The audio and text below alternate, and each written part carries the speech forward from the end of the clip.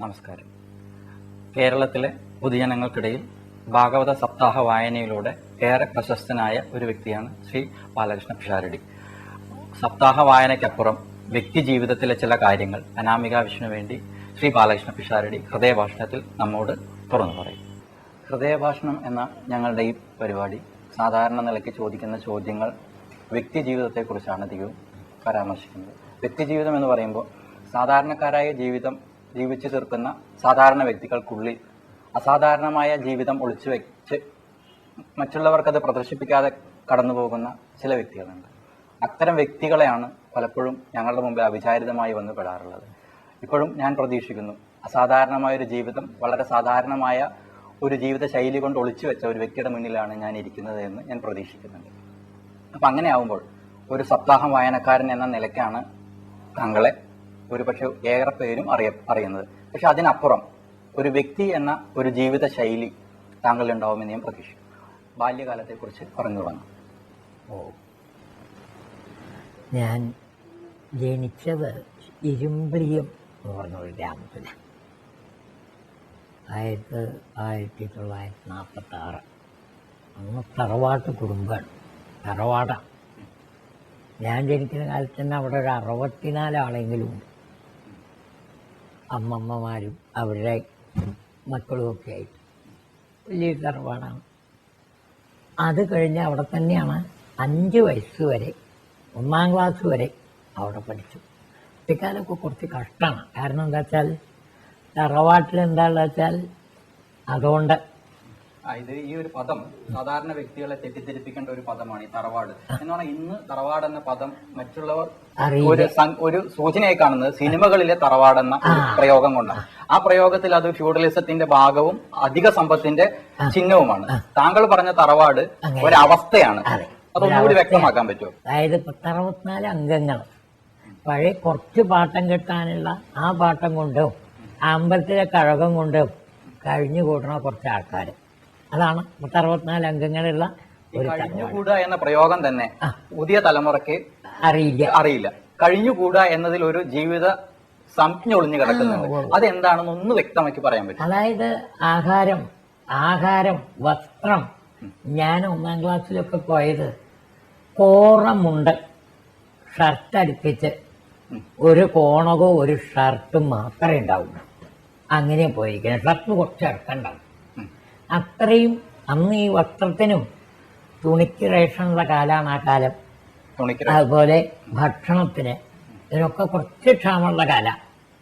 പാട്ടം കിട്ടിയാൽ അതുകൊണ്ട് വല്ലതൊക്കെ ഉണ്ടാവും, അല്ലെങ്കിൽ ഒന്നുമില്ല.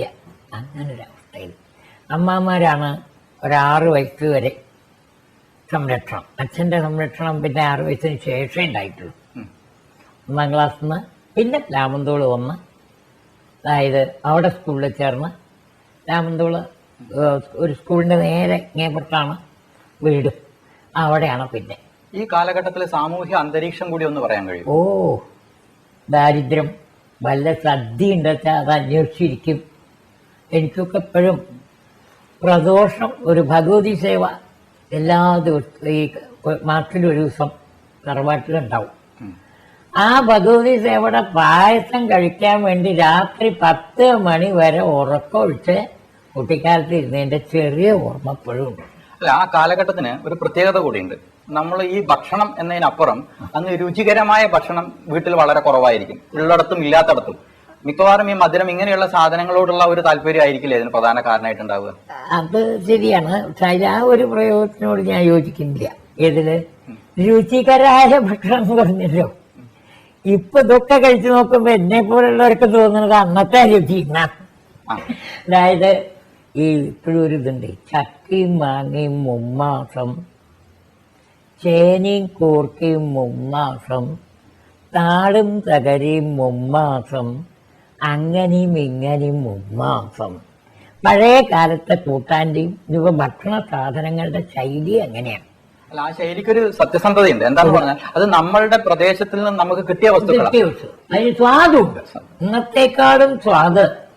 ഇപ്പോഴും പഴയ കാലത്ത് ആ പുളിങ്കറിക്കും രാവിലെ ഈ പറഞ്ഞമാതിരി പലഹാരമൊന്നുമില്ല. എൻ്റെ ആദ്യത്തെ കുട്ടിക്കാലത്തെ അനുഭവങ്ങൾ. അഥവാ എപ്പോഴെങ്കിലും ഉണ്ടാവുകയാണെങ്കിൽ ഉപ്പുമാവ് ഉണ്ടാവുക. ആ ഉപ്പുമാവ് കഴിക്കാൻ തൊടിയിൽ ഈ മഞ്ഞളോ കൂവയോ ഉണ്ടാവും. അതിൻ്റെ ഇല കൊടുന്ന് അതിലാണ് 10-64 ഈ കുട്ടികളൊക്കെ ആണെങ്കിൽ ഒരു 20 കുട്ടികളെങ്കിലും ഉണ്ടാവും മരുന്നിരിക്കാൻ, ചെറിയമ്മമാരുടെയും വലിയമ്മമാരുടെയും മക്കളായിട്ട്. അങ്ങനെയാണ്. അപ്പൊ ഭക്ഷണത്തിനൊക്കെ കുറച്ചധികം താല്പര്യമുള്ള കാലമാണ്. അതേപോലെ തന്നെ ഈ സാമൂഹ്യ വ്യവസ്ഥിതിയിൽ ഈ 64 ഒരു അംഗങ്ങളുള്ള ഒരു കുടുംബത്തിൽ ജീവിച്ച ഒരു വ്യക്തി എന്നുള്ള നിലയ്ക്ക് ഇന്നത്തെ 5 അംഗ കുടുംബം, 3 അംഗ കുടുംബം, 2 അംഗ കുടുംബം ഇങ്ങനെയുള്ള ചെറിയ കുടുംബങ്ങളിലേക്ക് എത്തി നിൽക്കുമ്പോൾ കാഴ്ചപ്പാട് വ്യത്യാസപ്പെട്ടിട്ടുണ്ടോ? ഓ, അതുണ്ടല്ലോ. അതെന്താ കാരണം എന്ന് വിചാരിച്ചാൽ അന്ന് ഈ പറഞ്ഞ മാതിരി സ്വാർത്ഥ അധികമില്ല. ആർക്കും ഈ ഭക്ഷണവും വേഷത്തിലും കൂടിയും സ്വാർത്ഥമില്ലാത്ത കാലം. ഏത് ഡ്രസ്സ് ഏതാ എടുത്തിരിക്കണമെന്നല്ല നോക്കുക, എല്ലാവർക്കും ഇട്ടും മുക്കാലും. സ്ത്രീകൾക്കാണെച്ചാൽ കുറെ കോറമുണ്ട്. എനിക്കിപ്പോഴും ഇവിടെ ഉണ്ട് എപ്പോഴും ആ പഴയ പെട്ടി വരെ തറവാട്ടിൽ നിന്ന് കൊടുക്കുന്നത്. എൻ്റെ തറവാട്ടിൽ ഞാനൊന്നും കൊടുത്തിട്ടില്ല. പക്ഷെ ആ പഴയ പെട്ടിയിൽ ആ 4 കാലുള്ള പിച്ചള കെട്ടിയ പെട്ടി ഉണ്ടാവും. അതിൽ കുറെ 1.5 മുണ്ടും ഉണ്ടാവും സ്ത്രീകൾക്ക്. പുരുഷന്മാർക്കാണെച്ചാൽ ഞാനൊക്കെ ആണെച്ചാൽ ഒട്ടുമില്ല തന്നെ. അതായത് കോറമുണ്ടുകൊണ്ട് ഷർട്ട് അടിച്ച് ആ ഷർട്ടുമായിട്ടാണ് ആദ്യമൊക്കെ കഴിഞ്ഞിരിക്കുന്നത്. ഒരു 6 വയസ്സ് വരെ. അച്ഛൻ വൈദ്യനായിരുന്നു. അപ്പൊ ഈ അമ്മാമാരുടെ കീഴിൽ നോക്കുന്നിടത്തോളം കാലം പഴയ സാമൂഹ്യ വ്യവസ്ഥിതി അങ്ങനെയാണ്. കാരണം എന്താ വെച്ചാൽ ഈ മരുമക്കത്തായത്തില് അമ്മാമാരെ പെങ്ങന്മാരുടെയും അവരുടെ കുടുംബത്തെയും നോക്കുക എന്നുള്ള വ്യവസ്ഥയാണ്. പക്ഷെ അതമ്മ അത്ര അധികം. കാരണം ഞങ്ങളുടെയൊക്കെ നാട്ടിൽ എൻ്റെയൊക്കെ കുട്ടിക്കാലം ഒട്ടുമുക്കാലും ഒരു ചേഞ്ചിന്റെ വക്കത്ത് നിൽക്കുന്ന സമയം. എന്നിട്ടാണ് ആ തറവാട്ട് ഭാഗം കഴിഞ്ഞ് 1951 രാമന്തപള്ളിക്ക് വരുന്നത്. ഈ ബാല്യകാലത്തിലെ ഓർമ്മകൾ പറയുമ്പോൾ കുറഞ്ഞ വസ്ത്രത്തെ കുറിച്ച് പറയുന്നുണ്ട്. അന്ന് പൊതുവെ സാമൂഹ്യ വ്യവസ്ഥയെ വെച്ച് നോക്കിയാൽ ഷർട്ട് തന്നെ ഒരു ആഡംബര വസ്തുവായിട്ടാണ് പലരും പറഞ്ഞു കേട്ടത്. ആ കാലത്ത് ഒപ്പമുള്ള ആൾക്കാരുടെ മറ്റു പല ജാതി വിഭാഗീയത ഭാഗമാണല്ലോ നമ്മുടെ സമൂഹം. അവരൊക്കെ എങ്ങനെയായിരുന്നു വസ്ത്രധാരണ രീതി? അതൊക്കെ ഈ പറഞ്ഞ മാതിരി എന്നേക്കാൾ കുറച്ചധികം ഉള്ള മാതിരി എനിക്ക് തോന്നിയിട്ടുള്ളത്. അങ്ങനെയുണ്ടാവും. കാരണം എന്താ വെച്ചാൽ ഷർട്ടും ട്രൗസറും ഉണ്ടാവും. ഈ കാക്കി കൊണ്ടൊരു വള്ളി ട്രൗസർ, അത് അന്നത്തെ കാലത്ത് അത് കാക്കി ഉണ്ടാവുള്ളൂ, വേറെ ഒരു തുണിയും ഉണ്ടാവില്ല. അത് അവർക്കെങ്കിലും ഉണ്ട്. എനിക്കതും ഉണ്ടായിരുന്നില്ല ആദ്യത്തെ കാലത്ത്. പിന്നെ ആ കാലഘട്ടത്തിന് ഒരു വലിയ പ്രത്യേകത ഉണ്ടായിരുന്നു. ഈ നമ്മുടെ ജീവിതത്തിൽ അനുഷ്ഠാനങ്ങളുമായി ബന്ധപ്പെട്ട് ജാതി പ്രാമുഖ്യം ഉണ്ടായിരുന്ന ഒരു കാലഘട്ടമായിരുന്നു. എന്നിരുന്നാൽ പോലും സമൂഹങ്ങൾക്കിടയിൽ ബന്ധങ്ങൾക്ക് വളരെയേറെ സത്യസന്ധതയുണ്ടായിരുന്നു. വർത്തമാന കാലത്ത് നമ്മൾ പരസ്യമായിട്ട് ജാതിയില്ല മതമില്ല എന്ന് പറയുമ്പോൾ തന്നെ നമ്മൾ ബന്ധങ്ങൾക്കിടയിൽ ഒരുപാട് അതിർവരമ്പുകൾ ഇട്ട് സൂക്ഷിക്കുന്ന ഒരു സമൂഹമായി മാറിയിട്ടുണ്ട് എന്ന് ഞാൻ ഒരു പുതിയ കാലം എന്ന നിലയ്ക്ക് ഞാൻ ചിന്തിച്ചു പോയതാണ്. അനുഭവങ്ങളുടെ തലത്തിൽ നിന്ന് താങ്കൾ എങ്ങനെയാണ് അതിനെ കാണുന്നത്? അതൊരു വാസ്തവമാണ്. അന്ന് ഇനിയിപ്പോ എത്രയായാലും എനിക്കിപ്പോഴും അറിയാം, എൻ്റെ ഒപ്പം പഠിച്ചിരുന്നൊരു കുട്ടി ഉണ്ടായിരുന്നു, രാമൻ എന്നും പറഞ്ഞു. ഈ പറയ സമുദായത്തിൽപ്പെട്ടവരാ. അപ്പൊ അവര് വീട്ടിൽ വന്നിട്ട് ഈ പരുമ്പ് നേരെയാക്കാൻ, കൊല്ലത്തിൽ ഒരു പരുമ്പ് നേരെയാക്കലുണ്ട്. കുറച്ച് കൃഷി ഉണ്ടാവുകൊണ്ട് ഈ തറവാട്ടിൽ വന്നതിന് ശേഷം എൻ്റെ കുട്ടിക്കാലത്ത് ഓർമ്മയിട്ടുണ്ട്, 4-5 ക്ലാസ് വരെ പഠിക്കുമ്പോഴത്തെ. അപ്പൊ അവൻ എൻ്റെ ഒപ്പ പഠിക്കുക, ഈ രാമൻ എന്ന് പറഞ്ഞ വെച്ചുപോയി. അവന്റെ അമ്മ ഒരു കുറുമ്പ്. അതൊക്കെ എങ്ങനെയാണെന്ന് വെച്ചാൽ ഞാൻ അവരുടെ അടുത്ത് പോയിരുന്ന്, കാരണം വീട്ടിന്റെ അടുത്തൊന്നും വന്നിരിക്കില്ല, ഒരു 2 കണ്ട അപ്പുറത്ത് ഇരുന്നിട്ടേ ഇരിക്കുള്ളൂ. എന്നാലും ആ സ്നേഹവും ഭാവവും ഉണ്ടല്ലോ, അതന്ന് കൂടുതൽ. അത് അവർക്കും ഉണ്ട്, അങ്ങടും ഉണ്ട്. എന്തെങ്കിലും ഒരു സങ്കടം എന്താ വെച്ചാൽ നമ്മുടെ എന്തുണ്ടെങ്കിലും അത് കൊടുക്കുന്ന ഒരു സ്വഭാവവും ഭക്ഷണമൊക്കെ അവർക്ക് കൊടുക്കും. എന്താന്ന് വിചാരിച്ചാൽ ഇപ്പൊ നമുക്കില്ലെങ്കിലും വേണ്ടില്ല, അവർക്ക് കൊടുക്കും. അങ്ങനെ ഒരു ഇതായിരുന്നു അമ്മ. ഇന്നിപ്പോ അതൊന്നും കേട്ടോ. അതുണ്ട്. അപ്പൊ ആ കാലഘട്ടത്തില് സഹപാഠികൾ എന്ന് ഓർമ്മിക്കാവുന്ന വ്യക്തികൾ വളരെ വിരളമാണ്. എന്നാലും കുറച്ചൊക്കെ ഉണ്ട്. ഇവിടെ തന്നെ ബാങ്കിൽ ഒരു രാഘവ ഉണ്ടായിരുന്നു. അയാളിപ്പോ രാമന്ത സിൻഡിക്കേറ്റ് ബാങ്ക് മാനേജറൊക്കെ ആയിരുന്നു. പിന്നെ ഒരു നാരായണൻകുട്ടി, അവനൊരു ബ്ലോക്ക് ഓഫീസറോ അതിൻ്റെ ആളായിരുന്നു. അവൻ പെരുന്തമണ്ണ ആനമങ്ങാട്ട് കുറച്ച് ജാലവിറ്റിയും അവനതൊക്കെ ഉണ്ട്, ആധ്യാത്മികമുണ്ട്. അങ്ങനെ കഴിയുന്നു. അങ്ങനെ കുറച്ചാളെ ഇങ്ങനെ ഓർമ്മയുണ്ട്. ബാല്യകാലത്തിൽ ഒരുപക്ഷെ ഏറ്റവും നമ്മളുടെ ജീവിതത്തെ സ്വാധീനിക്കുന്ന ചില സംഭവങ്ങൾ നടക്കുന്ന അല്ലെങ്കിൽ നമ്മളെ സ്വാധീനിക്കുന്ന സംഭവങ്ങൾ നടന്നു എന്ന് നമ്മൾ പിന്നീട് ചിന്തിക്കുന്ന ചില കാര്യങ്ങൾ ബാല്യകാലത്ത് നടന്നിരിക്കാം. അത്തരത്തിലുള്ള ഓർമ്മിച്ചെടുക്കാവുന്ന എന്തെങ്കിലും സംഭവം എല്ലാവരുടെ ജീവിതത്തിലും ഉണ്ടായിക്കൊള്ളണമെന്നില്ല. അത് വളരെ വിരളാണ്. എന്താ അറിയോ, ഞാൻ ഒരു 5ാം ക്ലാസ് വരെ പഠിക്കാൻ പോയിട്ട് പഠിത്തം പെട്ടെന്ന് നിർത്തുകയും ചെയ്തു. 5 വരെ പഠിച്ചു. പിന്നെ എൻ്റെ ജ്യേഷ്ഠത്തി എന്ന ESLC തോറ്റു. ESLC 8ാം ക്ലാസ് പരീക്ഷയുള്ള കാല. അപ്പൊ ഞങ്ങള് ESLC തോറ്റു. അപ്പൊ എന്ത് ചെയ്തു വെച്ചാൽ ഞങ്ങൾ രണ്ടാളും പഠിത്തം നിർത്തി സംസ്കൃതവും വൈദ്യവും മതിയിലും വെച്ച് അങ്ങനെ അത് പഠിക്കാനാ തുടങ്ങിയത്. അത് നല്ലൊരു അനുഭവമായിരുന്നു കേട്ടോ. സംസ്കൃതവും വൈദ്യവും ഈ സഹോദരിയും സംസ്കൃതവും വൈദ്യവും പഠിക്കാൻ ശ്രമിച്ചു, പഠിച്ചിരുന്നു. അപ്പൊ അന്ന് സ്ത്രീകൾ ഈ വൈദ്യം പഠിക്കുന്നതിൽ അങ്ങനെ ഒരു സാഹചര്യം ഉണ്ടായിരുന്നു? സ്ത്രീകൾ വൈദ്യം നോക്കുക അങ്ങനെ അല്ലെങ്കിൽ വൈദ്യം ഉണ്ട്. കാരണം എന്റെ അച്ഛൻ വൈദ്യനാവുകൊണ്ട് അച്ഛനത് മോഹമായിരുന്നു. അപ്പൊ പഠിക്കാൻ അവിടെ തെക്കത്ത് കൃഷ്ണൻ നായർ എന്നും പറഞ്ഞ അച്ഛന്റെ ഒപ്പം പഠിച്ച ഒരാളുണ്ട്, വയസ്സായ അയാളാ. അദ്ദേഹമാണ് പഠിപ്പിച്ചിരുന്നത്. അപ്പൊ അതൊക്കെ ഒരു അദ്ദേഹത്തിന് എങ്ങനെയാണെന്ന് വെച്ചാൽ ആരെങ്കിലും കുറച്ച് ശിഷ്യന്മാരെങ്കിലും നേരെയാവണമെന്നുണ്ട്. ഒരുപാട് സംസ്കൃതം പഠിക്കാൻ ആൾക്കാർ വരിച്ചാലും ഒക്കെ 2-3 മാസം കഴിഞ്ഞാൽ ഒക്കെ പോകും. ഈ സംസ്കൃതത്തിന് അങ്ങനെ ഒരു ദോഷമുണ്ടോ, ആൾക്കാരെ അകറ്റുന്ന ദോഷം? അതായത് കുറച്ച് ദോഷമൊന്നുമില്ല, അതിൽ രസം പിടിക്കാൻ ഇൻട്രസ്റ്റ് തന്നെ ഉള്ളൂ. അപ്പൊ ആദ്യം എന്തുകൊണ്ടാവും കുറച്ചു പേര് ഇങ്ങനെ മാറിപ്പോണത് എന്താ വെച്ചാൽ അവർക്ക് അതിനുള്ള ആ ഒരു അന്ന് സംസ്കൃതത്തിന് അങ്ങനെ ഒരു ഭാവം ഉണ്ടായിരുന്നു. കാരണം സാധാരണ പൊതുജനങ്ങൾ ആരും അറിയില്ല. ഈ വൈദ്യം പഠിക്കുന്നവരോ ജ്യോത്സ്യം പഠിക്കുന്നവർക്കോ മാത്രമേ സംസ്കൃതത്തെ പറ്റി അറിയുള്ളൂ. അപ്പൊ അന്ന് ഇതിനെ സംബന്ധിച്ച് ഈ ഇംഗ്ലീഷ് വിദ്യാഭ്യാസത്തിന്റെയും അതിന്റെ ഒരു വേലിയേറ്റം നടക്കുന്ന കാല. അപ്പൊ ആർക്കും ഇത് പഠിക്കുന്നവരോട് ഒരു പുച്ഛ. കാരണം എന്താ വെച്ചാൽ ഇവര് ആ പഴയ കാരണവന്മാരുടെ പിന്നിൽ അങ്ങനെ പോണു. അതൊക്കെ എപ്പോഴും എന്നോട് ഇപ്പോഴും പറയലുണ്ട്. എനിക്ക് ഓർമ്മയുണ്ട്, എന്താ ആ ഓലക്കൊടയും പിടിച്ച് ഒരൊറ്റ തോർത്ത് കൊടുത്ത് കോണ കൊടുത്ത് വൈദ്യം പഠിക്കാൻ പോയിരുന്നത് ഇപ്പോഴും പറയുന്നവരുണ്ട്. ആ വൈദ്യപഠനം എത്ര കാലം ഉണ്ടായി?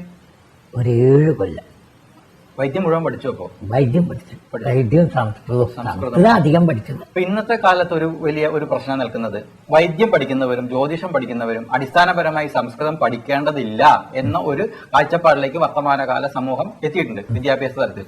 അതിനെങ്ങനെയാണ് നോക്കിക്കാണുന്നത്? അതിന്റെ അബദ്ധങ്ങൾ ഇന്ന് ഇഷ്ടംപോലെ കാണുന്നുണ്ട്. എന്തായിരിക്കും എന്താ കാരണം എന്ന് വിചാരിച്ചാൽ, എനിക്കൊക്കെ എന്റെ അച്ഛന്റെ ആ വൈദ്യം ചെയ്തിരുന്ന കാലത്ത് അന്ന് അവർക്കൊക്കെ ഈ സംസ്കൃതത്തിന്റെ ബേസ് കൊണ്ടാണ് ഈ കൂടുതൽ ഗവേഷണ ബുദ്ധി. ഈ സംസ്കൃതത്തിന് അങ്ങനെ ഒരു കഴിവുണ്ട്. അത് ഇന്നിപ്പോ ശാസ്ത്രം സമ്മതിക്കുന്നുണ്ട്. എന്താ വെച്ചാൽ സംസ്കൃതം പഠിച്ചാൽ ബുദ്ധിയുടെ കൂർമ്മ ഭാവം, അതായത് ആ ശക്തി ഉണ്ടല്ലോ, അത് കൂടും. അത് സംശയമില്ല. അതിപ്പോ എല്ലാവരും സമ്മതിക്കുന്നുണ്ട്. അത് ആ ഭാഷയുടെ ശക്തിയാണോ? ഭാഷയുടെ ശക്തിയാണ്. ഭാഷയുടെ പഠിപ്പിക്കുന്ന ഭാവത്തിൽ ഇന്നിപ്പോ ഈ സംസ്കൃതം ഇങ്ങനെ വഷളാവാൻ കാരണം ഇപ്പൊ ഈ ജ്യോത്സ്യവും ഞാൻ ഇവിടെ പറഞ്ഞിട്ടുണ്ട് 6 മാസത്തെ കോഴ്സോ. ഞാനൊക്കെ വൈദ്യം പഠിക്കുന്ന കാലത്ത് 12 കൊല്ലം പഠിച്ചാൽ വൈദ്യനാകുന്ന. അപ്പോ ഇന്നത്തെ 4 കൊല്ലത്തെ BAMS എത്ര ഉണ്ടാവും? കാരണം എന്താ വെച്ചാൽ അതിന്റെ ആ പഠിത്തത്തിന്റെ കമ്മി ഉണ്ടല്ലോ. വൈദ്യം പഠിക്കുന്ന കൂട്ടത്തിൽ തന്നെ അതിനുള്ള മരുന്നുകൾ ഉണ്ടാക്കാൻ കൂടി ശരിക്കും പഠിച്ചിരുന്നു. അത് മരുന്ന് കണ്ടറിയും. ഇന്നിപ്പോ ആർക്കാ മരുന്ന് കണ്ടറിയുന്നവര്? അതായത് പച്ച മരുന്ന് ഈ വൈദ്യത്തിൽ എപ്പോഴും എങ്ങനെയാണെന്ന് വെച്ചാൽ ത്രിദോഷങ്ങളുടെ ഭാവം നോക്കി മരുന്നുകളെ ഏത് ദോഷത്തെ വർദ്ധിപ്പിക്കുന്നു നോക്കിയിട്ട് ചില കഷായമൊക്കെ എഴുതി കൊടുക്കുകയാണെന്ന് വെച്ചാൽ, പണ്ട് അങ്ങനെയാണ്. വൈദ്യം പഠിച്ചു കഴിഞ്ഞാൽ വൈദ്യന്മാര് പോകുമ്പോ ഇപ്പോഴത്തെ പ്രാക്ടിക്കൽ ക്ലാസ് ഉണ്ടല്ലോ, അതിന് അച്ഛന്റെ കൂടെയാണ് പോയാൽ ഇന്ന കഷായം എഴുതി കൊടുക്കുക എന്നാ പറയാ. അതിന് പുസ്തകം എടുക്കാനൊന്നും പാടില്ല. അപ്പൊ ആ കഷായത്തിന്റെ യോഗ ഉള്ളിൽ ഓർമ്മ വരണം. ഇതൊക്കെ എനിക്ക് നല്ല അനുഭവമാണ്. 3 മണിക്ക് നീട്ടിട്ടില്ലേച്ചാ വെളിച്ചാകുമ്പോ നല്ല കുടത്തിൽ വെള്ളം നിറച്ച് വെച്ചിട്ടുണ്ടാവും. തലയിലാണ് കുടുംബപ്പാരും എണീറ്റേ പറ്റൂ. പായ മുക്കലും കുളിക്കലും ഒപ്പം കഴിയും. ഈ പായ മുക്കൽ എന്ന് പറയുമ്പോഴേ പുതിയ തലമുറയ്ക്ക് ഒട്ടും മനസ്സിലാവില്ല. അതായത് കുളി കഴിഞ്ഞാൽ ആ പായ അടക്കം കഴുകല് കഴിഞ്ഞപ്പോഴേ പായയിൽ കിടന്നാൽ അതാ ഈ പായ മുക്കലും കുളിക്കലും കഴിഞ്ഞു എന്ന് പറഞ്ഞു. എന്താ വെച്ചാൽ അന്നത്തെ കാലം അങ്ങനെയാണ്. രാവിലെ ആവുമ്പോഴേക്കും സംസ്കൃതം മുഴുവൻ പഠിച്ചിടത്തോളം മുഴുവനും ഉരുവിടണം. ഉരുവിടുക എന്ന് പറഞ്ഞാൽ ആവർത്തനം. ഇനിയിപ്പോൾ എത്ര പഠിഞ്ഞാലും ആ ആവർത്തനം എത്ര പ്രാവശ്യം ഉണ്ടെന്ന് നോക്കിയിട്ടേ അവിടുന്ന് നീക്കാൻ പറ്റും. ഇന്നിപ്പോ ബനെ അടക്കം അരമണിക്കൂർ എത്തി പഠിപ്പിക്കാൻ പറ്റില്ല, അവനപ്പോഴേക്കും ഓടും. അത് എണീക്കാൻ പറ്റില്ല, അവിടെ ഇരുന്ന് പഠിച്ച പാഠങ്ങൾ മുഴുവൻ പഠിച്ചോളണം. അതായത് പഴയതൊക്കെ, അതായത് 6 മാസം മുമ്പ് പഠിച്ചത് മറക്കാനൊന്നും പാടില്ല. യൂണിറ്റ് ടെസ്റ്റ് ഒന്നുമില്ല, എല്ലാം ഒറ്റ യൂണിറ്റ് തന്നെ. ഒരു ജന്മത്തിലേക്ക് ഒരിക്കൽ പഠിച്ചു കഴിഞ്ഞാൽ അതൊരു ജന്മത്തിലേക്ക് വേണ്ടി മുഴുവനായിട്ട് എടുത്തു വെക്കുന്ന ഒരു ശൈലി. മറ്റൊന്നിനെ ആശ്രയിക്കാതെ സ്വന്തം ബുദ്ധിയെയും ഓർമ്മയെയും മാത്രം ആശ്രയിക്കുന്ന ആ ശൈലി ഇന്ന് വർത്തമാനകാലത്തെ ശൈലിയുമായിട്ട് താരതമ്യം ചെയ്യുമ്പോൾ അത്യധ്വാനം ആവശ്യമുള്ള ഒരു ശൈലിയാണെങ്കിൽ പോലും ഈ ശൈലിനെ ഇന്നത്തെ വർത്തമാനകാലത്തും എഴുതി വെക്കുന്നു, അല്ലെങ്കിൽ കമ്പ്യൂട്ടറിൽ വെക്കുന്നു, അല്ലെങ്കിൽ കൊണ്ടു നടക്കാവുന്ന ഓർമ്മകളുമായിട്ട് നടക്കുന്നു. സ്വന്തം ഓർമ്മയല്ല, കൊണ്ടു നടക്കാവുന്ന ഓർമ്മകളുമായി നടക്കുന്നു. ആ സമൂഹമായിട്ട് താരതമ്യം ചെയ്യുമ്പോൾ ഏത് രീതിയിലാണ് അതിനകത്ത് നോക്കിക്കാണുന്നത്? അതായത് സൗകര്യം കുറെ കൂടുതലുണ്ടെങ്കിലും അന്നത്തെ ആ ശുദ്ധത ഉണ്ടല്ലോ, അത് കിട്ടില്ല. ഇപ്പൊ വൈദ്യമാണെങ്കിൽ പോലും ഇപ്പൊ മോഡേൺ എക്വിപ്മെന്റും ഒക്കെ ഉണ്ട്. ഈ മോഡേൺ എക്വിപ്മെന്റ് ഒന്നും ഇല്ലാത്ത കാലത്തും വെറും കയ്യിന്റെ നാടി മാത്രം പിടിച്ചു നോക്കിയിട്ട്, അല്ലെങ്കിൽ കണ്ണ് മാത്രം ഇങ്ങനെ തുറന്നു നോക്കിയിട്ട് ചികിത്സിച്ചിരുന്ന വൈദ്യന്മാരെ നാവും. എന്താ വെച്ചാൽ ഈ 3 സ്ഥാനവും നോക്കിയാൽ ഈ ത്രിദോഷങ്ങളെ ശരിക്ക് തിരിച്ചറിയാൻ പറ്റും. അങ്ങനെ അവരുടെ ചികിത്സ ഭരിക്കുകയും ചെയ്തിരുന്നു. എന്റെ അച്ഛനൊക്കെ കുറെ കാലം ചികിത്സയൊക്കെ ഉണ്ടായിരുന്ന ആളാണ്. കാരണം മൈസൂരും അവിടെ ഇവിടെയൊക്കെ പോവുകിടക്ക് അങ്ങനെയൊക്കെ ചികിത്സ ഉണ്ടായിരുന്ന ആളാണ്. അതാണ് ഇന്നത്തെ ഉള്ള വ്യത്യാസം. അതാ വൈദ്യം പഠിച്ചു, സംസ്കൃതം പഠിക്കണ്ടായി. പിന്നെ ഈ വൈദ്യം എന്നത് ഉപജീവന മാർഗമായിട്ട് കാണുന്നില്ലെങ്കിൽ പോലും ഇത് പ്രയോഗത്തിൽ ചെയ്തിട്ടുണ്ടോ? ഇല്ല. എന്തുകൊണ്ടാണ്? അതും പറഞ്ഞുതരാം. കാരണം ഞാനൊരു പറഞ്ഞ കുട്ടിക്കാലം മുഴുവൻ വൈദ്യം പഠിച്ചിട്ട് അന്ന് ഈ ഇംഗ്ലീഷ് വൈദ്യത്തിന്റെ വേലിയേറ്റം കൊണ്ട് ആയുർവേദം നിഷ്പ്രഭമായിട്ട് മാറുക. കാരണം അത് ദാരിദ്ര്യം അനുഭവിച്ചിരുന്ന ആൾക്കാരെ എനിക്കറിയാം, വലിയ ഹേമന്മാരടക്കം, അച്ഛനടക്കം. ഇപ്പൊ അന്ന് ഈ കൺസൾട്ടേഷൻ ഫീസൊന്നും എണ്ണിപ്പറഞ്ഞു വാങ്ങില്ല. ഒരു കുമ്പളങ്ങ കഷ്ണോ ഒരു വടുവപ്പിളി നാരങ്ങയൊക്കെ ആവും വൈദ്യരെ ഡോക്ടർ എന്നും പറഞ്ഞ് കൊടുന്നു തരാം. അപ്പൊ ദാരിദ്ര്യം അത് ഈ ഇംഗ്ലീഷ് വൈദ്യം വന്നതോട് കൂടിയിട്ട് കുറേയും കൂടിയായി. അപ്പോഴാണ് എനിക്കെന്നെ തോന്നിയത് ഇത് പഠിച്ചാൽ ശരിയാവില്ല. എന്നിട്ട് അച്ഛന്റെ കള്ളൊപ്പിട്ട് കൊടുത്തിട്ട് സ്കൂളിൽ വീണ്ടും പോയി ചേർന്നു. അപ്പൊ ബാല്യത്തില് ശക്തമായ ഓർമ്മകൾ ആദ്യം പറയാൻ തോന്നിയില്ലെങ്കിലും അത് പറഞ്ഞു വന്നു. സ്കൂളിൽ പോയി ചേർന്നു. അത് എങ്ങനെ എന്റെ അനുജത്തിന്റെ പിന്നിലാ പോയി ചേരുന്നത്. അനിയത്തി സ്കൂളിൽ ചെന്നെത്തിയ അനിയത്തി സ്കൂളിൽ പഠിക്കണ്ടേ. അനിയത്തി എത്ര കാലം വൈദ്യം പഠിക്കണ്ടായി? അനിയത്തി വൈദ്യം പഠിച്ചിട്ടില്ല, ഏഴ്ത്തിയാണ് വൈദ്യം പഠിച്ചത്. ഏഴ്ത്തിയാണ് മരിച്ചത്. അതായത് ഗോപാലേട്ടൻ രാമന്തോളം ഒരു ഷാരോടി ഗോപാലേട്ടന്റെ വൈഫ് എഴുത്തി മരിച്ചു. അത് കഴിഞ്ഞിട്ട് സ്കൂളിൽ പോയി ചേർന്നു. എഴുത്തി ചേർന്നില്ല, ഞാൻ പോയി ചേർന്നു. ചേർന്നതിന്റെ ഗുണവും കിട്ടി. കാരണം എന്താ വെച്ചാൽ അനിയത്തിന്റെ പിന്നിലാണെങ്കിലും 10ാം ക്ലാസ് പാസ്സാവോളം എവിടെ പഠിക്കുന്ന വെച്ചാൽ അതിന്റെ ലീഡറാണ് എല്ലാ കാര്യത്തിലും. അത് സംസ്കൃതത്തിന്റെ മേന്മ. ഏത് രീതിയിലാണ് സംസ്കൃതം അതിന് ഉപകാരപ്പെട്ടത്? അതായത് ഞാൻ സംസ്കൃതം ഭാഷയെല്ലാം എടുത്തിരുന്നു, മലയാളം തന്നെ എടുത്തിരുന്നു. അന്ന് അവിടെ ഒന്നും അതൊന്നും ഇല്ല, സംസ്കൃതമൊന്നുമില്ല. എന്നാലും എല്ലാ കാര്യത്തിലും സ്കൂളിലും ഒന്നാമനും ഡിസ്ട്രിക്റ്റിലും ഒന്നാമനും ഒക്കെ ആവാൻ കഴിഞ്ഞിട്ടുണ്ട്. ഇനിയിപ്പോ അത് പ്രസംഗം, അതുപോലെ തന്നെ ഉപന്യാസം, ഏത് കാര്യത്തിലും ഭാഷയിലുള്ള ഒരു അടിസ്ഥാന ഭാഷയിലുള്ള ശക്തി എല്ലാറ്റിലും ഉപയോഗിക്കാൻ പറ്റും. മാത്സിനടക്കം. ഇന്ന് സംസ്കൃതം നമ്മൾ ഇംഗ്ലീഷും ഹിന്ദിയും ഒരു മാതൃഭാഷ എന്നുള്ള നിലയ്ക്ക് മലയാളവും പഠിക്കുന്ന ഈ ഇവിടെ നിന്നുകൊണ്ട് നമ്മളൊന്ന് ചിന്തിക്കുക. നമ്മൾക്ക് നമ്മുടെ ഇന്ത്യയുടെ അല്ലെങ്കിൽ ഭാരതത്തിന്റെ അടിസ്ഥാന ഭാഷ സംസ്കൃതമാണ്. സ്വതന്ത്രാനന്തര ഭാരതത്തിൽ നമ്മുടെ അടിസ്ഥാന ഭാഷ അല്ലെങ്കിൽ ഇന്ത്യയുടെ ഭാഷയെ ഹിന്ദിയാക്കി മാറ്റിയപ്പോൾ എന്തുകൊണ്ട് ഈ സംസ്കൃതം എന്ന ഭാഷയുടെ പ്രാമുഖ്യത്തെക്കുറിച്ച് ആരും ഓർമ്മിപ്പിക്കാതെ പോയി? അത് അന്നത്തെ ആ തലമുറയുടെ അന്ന് ഇതിന് നേതൃത്വം കൊടുക്കാനോ അതിന് ആളില്ലാണ്ടായി പോയി. ഇപ്പൊ സംസ്കൃത ഭാഷ കാരണം അതിനോടൊരു പുച്ഛമുള്ള കാലം. എനിക്ക് എൻ്റെ കുട്ടിക്കാലത്ത് ഞാൻ പറഞ്ഞില്ല, എന്നെ ഒരു പുച്ഛത്തോട് കൂടിയിട്ട് ആൾക്കാർ നോക്കുക. ഉം. സ്കൂളിൽ പഠിത്തം നിർത്തി സംസ്കൃതം പഠിക്കാൻ ഈ ഒലക്കുടയായിട്ട് പോകുമ്പോൾ ആൾക്കാർ പുച്ഛമായിട്ടാണ് നോക്കുക. കാരണം എന്താ വെച്ചാൽ അച്ഛനും അതുപോലെ തന്നെ, അച്ഛൻ ആളൊരു ഗൗരവക്കാരനാണ്, നല്ലോണം ചീത്ത പറയും, നല്ല അധ്വാനിയാണ്. രാവിലെ ആയാൽ കൈക്കൂട്ടെടുത്ത് വൈദ്യം ഉണ്ടാച്ചാൽ പേഷ്യൻസിൻ്റെ അങ്ങോട്ട് പോവും. രാവിലെ 3 മണിക്കൊക്കെ നീട്ടിട്ട് ഒരു 10-20 കിലോമീറ്ററൊക്കെ നടന്ന് മഞ്ചേരി വരെ എത്തിയിട്ടുണ്ട്. അതൊരു കാലഘട്ടത്തിന്റെ വലിയൊരു ഓർമ്മയാണ്.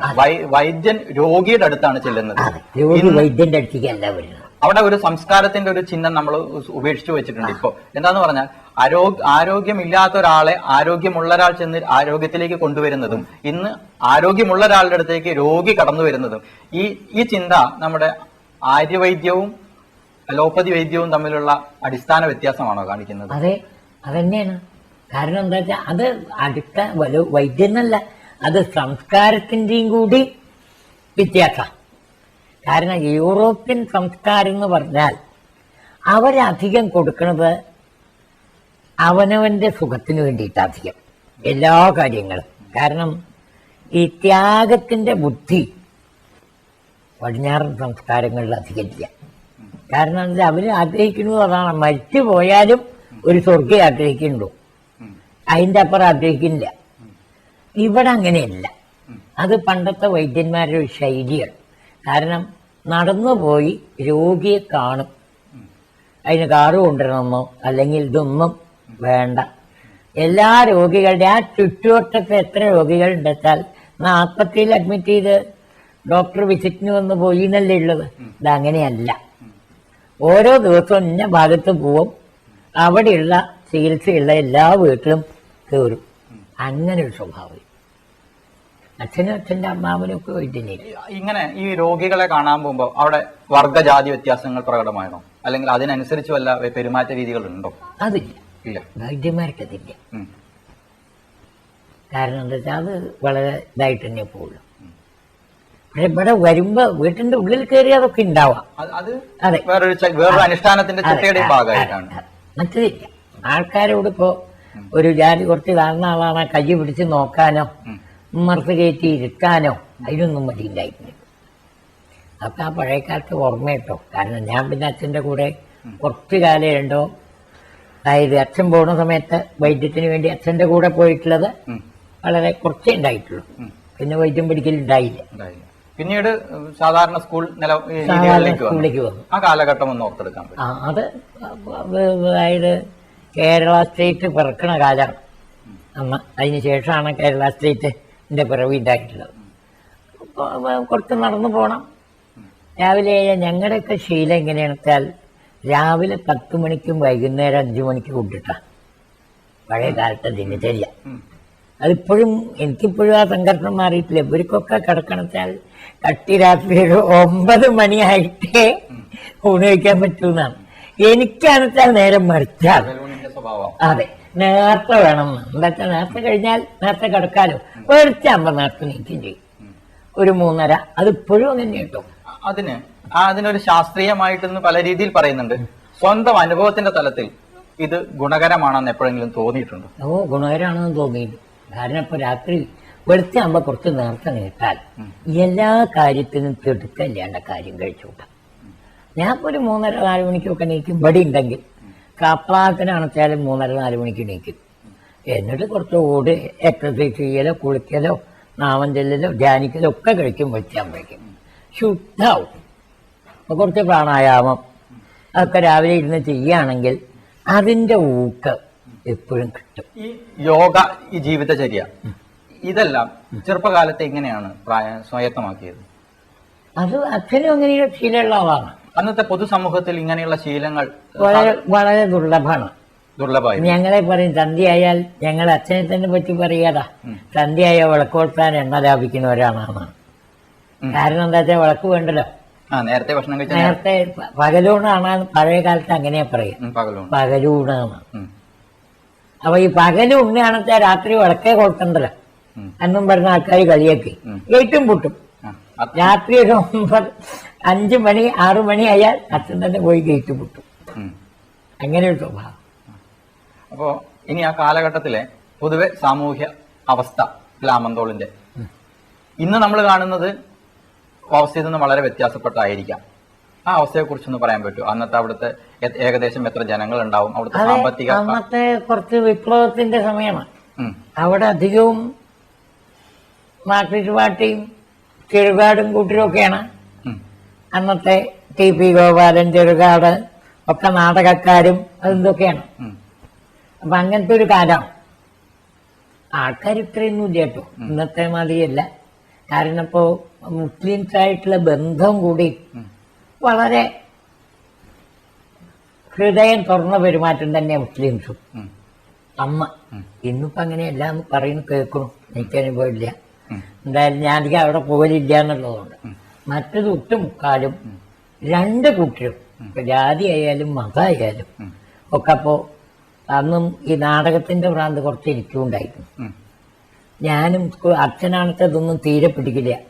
അവനെ ഞാൻ ഇപ്പൊ അവിടുന്ന് അടിച്ചിറക്കിക്കൊണ്ടിരുന്നു പറഞ്ഞിട്ട് സ്കൂളിൽ തന്നെ അഭിനയിക്കുമ്പോ ഇപ്പോഴും ഓർമ്മയുണ്ട്. എന്തുകൊണ്ടായിരിക്കാം ഈ അച്ഛൻ ഇങ്ങനെ ഒരു കലയോടൊരു വിരോധം തോന്നാനുള്ള കാരണം? കാരണം അന്ന് അത്ര അധികം ഈ കലയുടെ പരിപാടി വന്നിട്ടില്ല. അതാണോ ഇടതുപക്ഷ പ്രസ്ഥാനങ്ങൾ ശക്തമായിട്ട് കലയെ സ്വാധീനിക്കുന്നതുകൊണ്ടാണോ? അതും ഒന്നുണ്ട്. അച്ഛൻ ഒരു വിപ്ലവകാരിയാണ്. അതെ, ആയിരുന്നു. അച്ഛന്റെ ഇപ്പോഴും കുറച്ചു കാലം മുമ്പ് മാതൃഭൂമിയില് അത്ര കൊല്ലം മുമ്പേ എന്നും പറഞ്ഞിട്ട് വരുന്നില്ലേ, അതിൽ അച്ഛന്റെ ഒരു ന്യൂസ് ഉണ്ടായിരുന്നു. കാരണം പ്ലാമന്തോള് മൂസിന്റെ അളിയനും കൂടിയായിരുന്നു, പഴയ ശങ്കരൻ മൂസിന്റെ. ഇപ്പോഴത്തെ മൂസന്മാരുടെ അച്ഛൻ ഒരു വിവാഹം കഴിച്ചിരിക്കുന്ന അച്ഛന്റെ പെങ്ങളെ. അപ്പൊ ആ അമ്പലത്തിൽ കയറിയിട്ട് കൊടമണി അടിച്ച് തൊഴുതു. അന്ന് ഷാരോടിമാർക്കൊന്നും കൊടമണി അടിച്ച് തൊഴാൻ പാടില്ല, നമ്പൂരാർക്കേ പാടുള്ളൂ. അപ്പൊ അന്ന് അച്ഛനും അച്ഛന്റെ ഒരു അനിയൻ ഒരു മാഷും ഉണ്ടായിരുന്നു. അവർ രണ്ടാളും കൂടി പോയി കൊടമണി അടിച്ച് തൊഴു. അതിനൊരു നമ്പൂരിയും തുണയുണ്ട്, പാലുള്ളിയും പൂരിയും പോയി തൊഴുതേന് കേസ വരി ഉണ്ടായിട്ടുണ്ട് അന്നത്തെ കാലത്ത്. ഇപ്പൊ അതൊരു ചെറിയ ഒരു കാഴ്ചപ്പാടിന്റെ വ്യത്യാസമുണ്ട്. നമ്മൾ അത് അനുഷ്ഠാനത്തിൽ അവർക്ക് അവകാശപ്പെട്ട ഒരു അധികാരമായിരുന്നു. ആ അധികാരം മറ്റൊരാൾ പ്രയോഗിച്ചപ്പോഴാണ്. പക്ഷെ അത്തരം വ്യക്തിപരമായ അല്ലെങ്കിൽ സാമൂഹ്യപരമായ അവകാശങ്ങളെ നമ്മൾ ഭക്തിയുടെ നിറപ്പകിട്ട് കൊടുത്ത് ഇന്ന് ഭക്തിയാക്കി മാറ്റിയിട്ടുണ്ടോ? അന്നത് കുറച്ചധികം അങ്ങനെയാ വരുന്നത്. കാരണം എന്താന്ന് വിചാരിച്ചാൽ അന്ന് അച്ഛനൊന്നും അത്ര അധികം ഈ പറഞ്ഞ ഭക്തിയില്ല. അതായത് ക്ഷേത്ര ആരാധനകളോടോ അല്ല അധികം താല്പര്യം. പുരാണങ്ങൾ, നാരായണീയം, അന്ന് ഈ ഭാഗവതമൊന്നും തൊടില്ല. കാരണം എന്താ വെച്ചാൽ ഭാഗവതം ബ്രാഹ്മണരുടെ മാത്രമേ ഉള്ളൂ എന്നുള്ള ഭാവത്തിലാണ്, പുറത്തേക്ക് അത് കൊടുത്തിരുന്നില്ല. ഇന്നിപ്പോ അങ്ങനെയല്ല. അന്ന് അതുകൊണ്ട് നാരായണീയം മാത്രമാണ്. നാരായണീയം മുഴുവൻ വൈകാട്ടാണ്. രാത്രി മുഴുവൻ ഉറക്കല്ലിച്ചാൽ 3:30 നേരിട്ടിരുന്നാൽ ഈ നാരായണീയം ഇങ്ങനെ ചൊല്ലിക്കൊണ്ടിരിക്കും. അതൊക്കെ എനിക്കിപ്പോഴും ഓർമ്മ. അവിടേക്ക് ഈ ഇടതുപക്ഷം നാട്ടിൽ പറഞ്ഞില്ലേ, അതിനോടത്ര ചായ്വില്ല. പക്ഷെ പ്ലാമന്തോള് മുഴുവൻ അതിന്റെ സെന്ററാണ് ഇതിന്.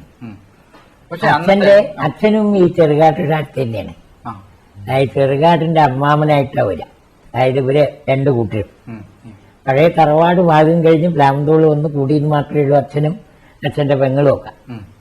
അങ്ങനെ ഒരു ഭാവത്തില് അന്നത്തെ ഇടതുപക്ഷത്തിന് വളരെ ശക്തമായ ഒരു സ്വാധീനം ഉണ്ടാവാനുള്ള ഒരു കാരണം അത് അടിസ്ഥാന വർഗത്തിനോടൊപ്പവും മനുഷ്യന്റെ അടിസ്ഥാനമായ ആവശ്യങ്ങൾക്കൊപ്പവും ആയിരുന്നു നിലനിന്നിരുന്നത്. പ്രധാനമായും അധികാരങ്ങളെയും സമ്പത്തിനെയും കുറച്ച് ഒതുങ്ങിയ അല്ലെങ്കിൽ സാധാരണക്കാരിലേക്ക് എത്തിക്കുക എന്ന ഒരു വലിയ ലക്ഷ്യം ആ കാലത്തെ ഇടതുപക്ഷത്തിന് ഉണ്ടായിരുന്നു.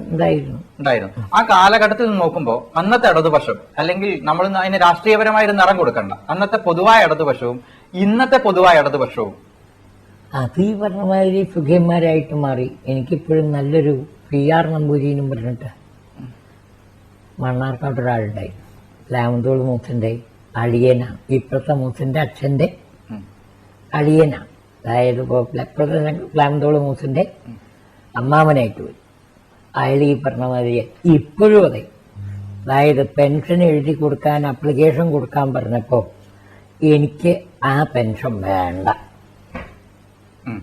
അന്ന് കുറെ ജയിലിലൊക്കെ കിടന്നിട്ടുണ്ട് സ്വാതന്ത്ര്യ സമര പെൻഷനായിട്ട്. എനിക്ക് ആ പെൻഷൻ വേണ്ട, അതില്ലാണ്ട് പോവാണ് ചിലപ്പോ പോട്ടെ. അങ്ങനെ ചെയ്താണ് ഇടതുപക്ഷത്തിന്റെ. അപ്പൊ അങ്ങനത്തെ ഇടതുപക്ഷമൊന്നും ഇന്നില്ല. ഇടതുപക്ഷത്തെ മാത്രമല്ല പറയുന്നത്, അന്നത്തെ രാഷ്ട്രീയം എന്ന് പറയുന്നത്, അന്നത്തെ രാഷ്ട്രീയവും അന്ന് രാഷ്ട്രീയം സാമ്പത്തിക ലാഭം ഉണ്ടാക്കാനുള്ളൊരു ഇതില്ല, ത്യാഗത്തിന്റെയാണ്. ഇപ്പൊ ഇവിടെ തന്നെ ഒരു കർത്താവ് ഉണ്ടായിരുന്നു, കോട്ടക്കൽ ആയുർവേദശാലയിൽ ഒരു കർത്താവ്. അദ്ദേഹമൊക്കെ ഈ പറഞ്ഞ മാതിരി ഒരുപാട്, എൻ്റെ അമ്മാവൻ തന്നെ, എൻ്റെ നേരെ അമ്മാവൻ ഒരു AK ശേഖരൻ എന്നും പറഞ്ഞിട്ട്, പണ്ട് ഇപ്പൊക്കെ അദ്ദേഹം മരിച്ചുപോയി. ഈ വിക്ടോറിയ കോളേജിന്റെ ഒരു ഗേറ്റ് ഇല്ലേ ഇവിടെ, കൃഷ്ണനായർ ഗേറ്റ് ആണോ? അതന്നെ. ആ ഒരു ഗേറ്റ് ഉദ്ഘാടനം വരുമ്പോ ഏതോ ഒരു സായിപ്പാണ്, അതിന് ഞാനൊന്നും ജനിച്ചിട്ടില്ല കേട്ടോ അമ്മ, അതിന് പ്രതിഷേധിക്കാൻ എങ്ങനെയാണ് ഇവിടെ എത്തിയതെന്ന് ഒരു 10-20 കൊല്ലം മുമ്പ് ഇവിടെ വന്ന് എന്നോട് പറയലുണ്ടായിട്ട്. അന്ന് പാലക്കാട്ടൊക്കെ നടന്നു വന്ന വഴി എങ്ങനെയാണ് രാവിലെ ഈ പ്രതിഷേധിക്കാൻ വേണ്ടി അവിടെ എത്തിയത്. അങ്ങനെ ഇത്ര ത്യാഗം അന്നുണ്ട്, ഇന്നിപ്പോ അതൊന്നുമില്ല. അത് ആ കാലഘട്ടത്തിന്റെയും കൂടി ഒരു ആവശ്യമായിരുന്നു എന്ന് തോന്നുന്നു. ഇന്ന് പൊതുവെ സുഖകരമായി ജീവിക്കുന്ന ഒരു സമൂഹത്തിൽ അവരുടെ സുഖം വർദ്ധിപ്പിക്കാൻ വേണ്ടിയാണ് എല്ലാ രാഷ്ട്രീയ പാർട്ടികളും ശ്രമിക്കുന്നത്. അപ്പോൾ അവർ സ്വയം എല്ലാം ത്യജിക്കണമെന്ന് നമ്മൾ ആവശ്യപ്പെടുന്നതിൽ ഒരു ശരിയില്ലായ്മയില്ലേ? ഞാനത് വിശ്വസിക്കില്ല. കാരണം നമ്മളൊരു നല്ല കാര്യം പറയുമ്പോൾ അത് നമ്മൾ പ്രായോഗികമാക്കിയിട്ട് മറ്റുള്ളവർക്ക് പറഞ്ഞു കൊടുക്കാൻ പാടും. ഞാൻ അഭിപ്രായക്കാരൻ. കാരണം എന്താ വെച്ചാൽ ഇപ്പൊ ഞാൻ ഇപ്പൊ ദേഷ്യപ്പെടരുത് എന്ന് അധികം പറയലുണ്ട് എല്ലാവരോടും. ഇപ്പൊ ഭാര്യയോടൊന്ന് ചോദിച്ചറിയപ്പോ ദേഷ്യം കുറേ കമ്മിയാ. പണ്ടിങ്ങനെയൊന്നല്ല, നല്ലോണം ചാടും. ഇപ്പൊ അങ്ങനെയല്ല. ഇപ്പൊ ഈ നാവുകൊണ്ട് പറഞ്ഞിട്ടാണോ നിശ്ചയില്ല, ഏതെങ്കിലും ഒരു നല്ല വെള്ളിയാഴ്ച നോക്കിയിട്ട് ദേഷ്യം വരലുള്ളൂ. അത് പെരുമാറ്റത്തിൽ ഒരു ചെറിയ വ്യത്യാസം ഉണ്ടാകുമ്പോഴേ ഉണ്ടാവില്ല, അല്ലെങ്കിൽ ഉണ്ടാവില്ല. ആ കാലഘട്ടത്തില്, വിദ്യാഭ്യാസ കാലഘട്ടത്തിൽ, ഇന്നിപ്പോ വളരെ ആവശ്യമുണ്ടോ ആവശ്യമില്ലയോ, നമ്മുടെ വിദ്യാഭ്യാസ തലങ്ങളിൽ എല്ലായിടത്തും രാഷ്ട്രീയമുണ്ട്. കുട്ടികൾക്കൊക്കെ രാഷ്ട്രീയമായ സംഘടനകളും ചേരികളും ഉണ്ട്. അന്നത്തെ വിദ്യാഭ്യാസത്തിൽ രാഷ്ട്രീയം എന്ന പദം തന്നെ പ്രയോഗിക്കട്ടെ, ഉണ്ടായിരുന്നു? ഇല്ല, ഒട്ടുമില്ല. രാഷ്ട്രീയം ഒട്ടുമില്ല എന്ന് പറയുമ്പോൾ പോലും അവര് രാഷ്ട്രത്തിന്റെ പ്രവർത്തനങ്ങളിൽ അവർ പങ്കെടുത്തിരുന്നില്ല. അതുണ്ട്. ഇന്നത്തെ പൊളിറ്റിക്സ് അല്ല അന്നത്തെ പൊളിറ്റിക്സ്. കാരണം എന്താ വെച്ചാൽ രാഷ്ട്രം എങ്ങനെ നേരെയാവണം എന്ന ഭാവത്തിലുള്ളതല്ലാതെ മറ്റൊന്നുമില്ല. പഠിക്കാനും അതുപോലെ തന്നെ പഠിപ്പിക്കുന്ന ആളോടുള്ള ബഹുമാനവും അതൊക്കെ അന്ന്, എനിക്കിപ്പോഴും എന്റെ ജീവിതത്തിൽ ചില 4-5 പഠിപ്പിച്ച മാഷന്മാരെയൊന്നും ജീവിതം മുഴുവൻ മറക്കില്ല. ഒരു നമ്പ്യാരി മാഷുണ്ടായിരുന്നു, അതുപോലെ ഒരു CR ഉണ്ട്. അതൊന്നും അവരൊന്നും എന്നും മറക്കില്ല. എന്തുകൊണ്ടാണ് അവരൊന്നും മറക്കാതിരിക്കാൻ? കാരണം അവര് അത്ര ത്യാഗികളായിട്ടാണ് പഠിപ്പിച്ചിരുന്നത്. അന്നത്തെ അധ്യാപകന്റെ ജീവിതം ഒരു ദുരന്ത ചിത്രമാണ് എന്ന് പലരും പറഞ്ഞു കേട്ടിട്ടുണ്ട്. അത് അധ്യാപകന്റെ മാത്രമല്ല, ഞാൻ പറഞ്ഞു വൈദ്യന്റെയും ഒട്ടുമുക്കാൽ അന്ന് ഈ പറഞ്ഞ മാതിരിയുള്ള കാശോ സമ്പത്തോ ഇല്ല. അതിപ്പോ ഇന്ന് കുറെ കൂടിയിട്ടുണ്ട്. അന്ന് ഇത്ര സുഖ സൗകര്യമില്ല. കാരണം ഞങ്ങൾക്കൊക്കെ നല്ല ഓർമ്മയുണ്ട്, ഉച്ചയ്ക്ക് നേറ്റിച്ചോറ് മോരും കൂട്ടി ഉരുട്ടി വെച്ചിട്ടുണ്ടാവും ഓരോ ഉള്ള. സ്കൂൾ വിട്ട് വന്നാൽ അതാണ് കിട്ടുക. അതും പുറത്ത് പോയി മുങ്ങി വന്നാലേ കിട്ടുള്ളൂ. അന്നത്തെ ആ ഒരു ചുറ്റുപാടില് അത് ഇവർക്കൊക്കെ ഉണ്ട്. ഇതൊക്കെ മാഷന്മാർക്കും ഒട്ടുമുക്കാലും അധികം മാഷന്മാരും എങ്ങനെയാണെന്ന് വെച്ചാൽ വേറെ കൃഷിയും കാര്യമൊക്കെ ഉള്ളവരാവും. പക്ഷെ എന്നാലും അവിടെ പണിയെടുത്ത് ക്ഷീണിച്ച് വന്നാലും സ്കൂളിൽ വന്നാൽ അത് വേണ്ട മാതിരി പഠിപ്പിക്കുന്നവരോ. ഇന്നിപ്പോ അതധികം എനിക്ക് അറിയില്ല കേട്ടോ, എന്നാലും പറയാം, വളരെ വിരള. അന്നത്തെ ഒരു ഉദ്യോഗം ഉണ്ടെന്നിരുന്നാലും സ്വന്തമായി കൃഷിയോ അല്ലെങ്കിൽ സ്വന്തമായി മറ്റൊരു തലമുള്ള വ്യക്തികളായിരുന്നു മിക്കവാറും. എന്തുകൊണ്ടാണ് വർത്തമാനകാല സമൂഹത്തിൽ നമ്മൾ ഈ അടിസ്ഥാനപരമായ നമ്മളുടെ തന്നെ പ്രാഥമികമായ ചില കാര്യങ്ങളെ അറിഞ്ഞുകൊണ്ട് തന്നെ അവഗണിക്കുകയാണോ? അത് ശരിക്കും അതന്നെയാണ്. അത് അറിഞ്ഞിട്ടാൽ പറഞ്ഞു കൊടുക്കാൻ ആളില്ലാണ്ടായിട്ടാണ്. ഇന്നത്തെ വിദ്യാഭ്യാസത്തിന്റെ ലക്ഷ്യം തന്നെ മനുഷ്യനെ എങ്ങനെ സ്വാർത്ഥിയാക്കാം എന്നുള്ള ഭാവത്തിലാണ് വിദ്യാഭ്യാസം കൊണ്ടുപോകുന്നത്. പണ്ട് അങ്ങനെയില്ല. ഇപ്പൊ വൈദ്യം പഠിക്കുമ്പോഴും ജ്യോത്സ്യം പഠിക്കുമ്പോഴും ഒക്കെ ആദ്യം പറയുക, ഇത് എന്റെ വയറ്റുപിഴപ്പിനുള്ള വിദ്യ തരുത് കേട്ടോ. ഇന്ന് നേരം മറിച്ചാണ്. അതായത് ഇപ്പോ ഇന്ത്യ ലേബർ ഇന്ത്യ. കുട്ടികൾക്ക് പരീക്ഷയ്ക്ക് വരാവുന്ന ചോദ്യങ്ങളും ഉത്തരങ്ങളും ഒക്കെ കൊടുക്കുന്ന കാലമാണ്. കാരണം മാർക്ക് വാങ്ങലും മാത്രം, അതിനിപ്പോ എങ്ങനെ കൃത്രിമമായാലും വേണ്ടില്ല, അത് മാത്രം ലക്ഷ്യാക്കി. അതാണ് അതിന്റെ തകരാറ് പറ്റിയിട്ടുള്ളത്. ഇങ്ങനെ സ്വന്തം നിലയ്ക്ക് സ്വാർത്ഥികളാവുന്ന ഒരു സമൂഹത്തെ നമ്മൾ സൃഷ്ടിച്ചുകൊണ്ടേയിരിക്കുകയാണ് എന്ന് പറയുന്നു. ഇതിനെതിരെ എപ്പോഴെങ്കിലും ഉച്ചത്തിൽ ഒന്ന് പറയണമെന്ന് തോന്നിയിട്ടുണ്ടോ? ഞാൻ പറഞ്ഞിട്ടുണ്ട്. ഞാൻ സപ്പാദിനൊക്കെ ഇത് പറയും. കാരണം എന്താ വെച്ചാൽ ഇപ്പോഴും പറയൽ അതാണ്. കാരണം ഈ സ്വാർത്ഥം മാത്രമായിട്ടുള്ള വിദ്യാഭ്യാസം ഉപേക്ഷിച്ചല്ലാണ്ട് ഈ നാട് നേരെയാവില്ല. അപ്പൊ ഇവിടെ ചെറിയൊരു ദ്വന്ദ്വം കിടക്കുന്നുണ്ട്. സപ്താഹം എന്ന് പറയുമ്പോൾ ഇപ്പോഴും സാധാരണക്കാരുടെ മനസ്സിൽ തലനരച്ചവർക്ക് ഭക്തി പ്രദർശിപ്പിക്കാനുള്ള ഒരു ശാല, സമയം കൊല്ലാനുള്ള ഒരിടം എന്ന രീതിയിൽ ധാരണ വരുന്നുണ്ട്. പക്ഷെ അത് തെറ്റ്. എന്താ കാര്യം വെച്ചാൽ ഒരു സപ്താഹം വേണ്ട മാതിരി കേട്ടാലേ അവിടുന്ന് നമ്മുടെ ജീവിതത്തിൽ എന്തൊക്കെ പഠിക്കണം. കാരണം ഇത് വളരെയധികം ഭാഗവതവും ഭാരതവും ഒക്കെ വളരെയധികം പ്രാക്ടിക്കലാണ് ജീവിതത്തിൽ, നമ്മുടെ ഇന്നത്തെ ജീവിതത്തിൽ പ്രത്യേകിച്ചും. കാരണം മനുഷ്യനാദ്യം അവൻ ചെയ്യേണ്ട കടമകൾ എന്തൊക്കെയാണ് എന്ന് പഠിപ്പിക്കലാണ്. പക്ഷെ എന്ന് പറയുമ്പോൾ ഇതിനെ നമ്മൾ ആദ്യാവസാനം കൈകാര്യം ചെയ്തത് മതത്തിനോട് ബന്ധപ്പെട്ട ഒരു ഗ്രന്ഥമായിട്ടായിപ്പോയി. അങ്ങനെ അല്ലാതെ പറയാൻ വയ്യ. മതത്തിനോട് ബന്ധപ്പെട്ട ഗ്രന്ഥമായതുകൊണ്ട് ഭക്തിയുടെ ഒരു ഭാഗമായി ഇതിനെ മാറ്റിയെടുത്തതില്ലേ? അത് അങ്ങനെ ഇല്ല എന്നാണ് എന്റെ അഭിപ്രായം കേട്ടോ. കാരണം എന്താ വെച്ചാൽ ഇതിപ്പോഴും ഒരു സാമൂഹ്യ ഭാവം തന്നെയാണ്. ഭക്തി എന്ന് പറയുമ്പോൾ തന്നെ എന്താ വെച്ചാൽ ആ മനുഷ്യനെ നിസ്വാർത്ഥാക്കലാണ് ഭക്തി എന്നുള്ള വാക്കിനർത്ഥം. അല്ലാതെ അമ്പലത്തിൽ പോയി കുറെ വഴിപാട് ചെയ്തു അതൊന്നുമല്ല. ഭക്തി എന്നുള്ള വാക്കിന് തന്നെ സംസ്കൃതത്തിൽ എൻ്റെ അർത്ഥം ഭഞ്ജതേ അത്യഗ്രന്ഥയ, ഇവന്റെ ആഗ്രഹങ്ങളുടെ കെട്ടുപൊട്ടിക്കണു എന്നുള്ള ആ ഭാവത്തിൽ നിന്നാണ് ഭക്തി എന്നുള്ള വാക്കുണ്ടാവുന്നത്. ഭഞ്ജനം എന്ന് പറഞ്ഞാൽ പൊട്ടിക്കുക. എന്തിനാ പൊട്ടിക്കണ വെച്ചാൽ ആഗ്രഹങ്ങൾ, ഹൃദയത്തില് ആഗ്രഹങ്ങളെ കുറയ്ക്കുക, ജീവിതത്തില് ലാളിത്യം വരുത്തുക. ഞാനിപ്പോഴും ആ പഴയ ഗാന്ധിസത്തില് ഒരാളെ ഇപ്പം ഇതിൻ്റെ ഇടയിൽ കണ്ടു. അത്ഭുതം തോന്നി. അയാളുടെ പ്രാക്ടിക്കൽ ജീവിതം. രാവണപ്രഭു എന്നും പറഞ്ഞിട്ട് പരപ്പനങ്ങാടി എടുത്തു. മകളും മകനും ഡോക്ടറാണ്. അപ്പുറത്തും പുറത്തും വലിയ ബിൽഡിങ്. ഇയാൾ അതിൻ്റെ നടുവില് ആ പഴയ ഒരു തറവാട്ടില് കൊത്തമ്പാല കാപ്പി, പണ്ടൊക്കെ അങ്ങനെയാണ്, ഈ കൊത്തമ്പാല പൊടിച്ച് കാപ്പി ഉണ്ടാക്കും, ഗോതമ്പം പൊടിച്ച് കാപ്പി ഉണ്ടാക്കും.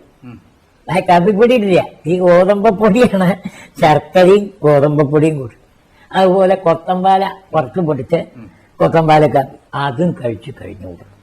ഇപ്പോഴും നമ്മള് ലാളിത്യന്റെ ജീവിതത്തിൽ ഇന്ന് ആ ലാളിത്യമുള്ളവർ വളരെ കമ്മിയാണ്.